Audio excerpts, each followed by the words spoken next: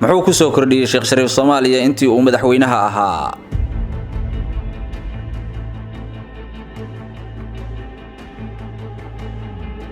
kafa waxaa la doortay Sheekh Shariif 9kii Janaayo 2009. macalinkan ku soo barbaaray dhigista dugsiga Quraanka ayaa nasiib u yeeshay inuu hogaamiyo dad ku dhow 15 milyan oo Soomaali ah.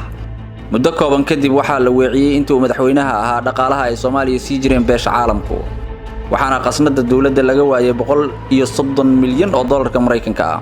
8 Julaay 2012 guddiga qaramada midoobay ee dabagalka cunaqabataynta Soomaaliya iyo Eritrea ayaa sheegay in Sheekh Shariif iyo madax ka tirsan dawladdiisa ay lusadeen hanti dadweyne oo fara badan.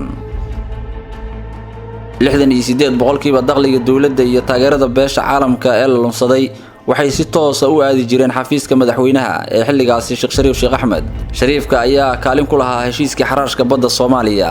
marka ugu horeysa dawlad waxa laga marmaan inay heshiis gasho ay imaanaysa waxa dawladdu ay ka hadlaysaa ama xukuumaddu ay ka hadlaysaa oo wax la wada gartay oo la fahmi kara ahayn laakiin haddana waxa dhacda nasiib darro dad badan in ay sameeyeen propaganda ka soo horjeeda heshiiskaas. halkan waxa uu ku sheegayaa in baarlamaanku ay diidan yihiin heshiiska badda ee Kenya. ra'iisul wasaaraha idin jawaabay wasiirka idin jawaabay aniga dhabo arkinba warqad lagu saxiixana ma arkin meel lagu saxiixana ma ogi waxna kama ogi. midani waa qayaano cad oo waxa uu dafiray markii uu kursiga ka digay laakiin Xasan Sheekh ayaa si cad ugu eedeeyay isaga kuwa aan ka hadlayay ee nadayacay shalay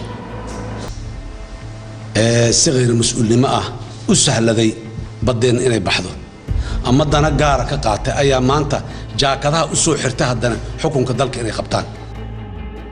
muddadii uu xilka hayay waxa uu bedelay 3 xukuumadood 3 sano gudahood. Sheekh Shariif ayaa muddo kororsi sameeyay muddo 1 sano ah ayuuna ku darsaday waqtigii loogu talagalay waqti aan ahayn. sanadkii 2012 waxa 42 milyan oo dollar uu ku qarash gareeyay sidii uu mar labaad ugu soo laaban lahaa kursiga. stop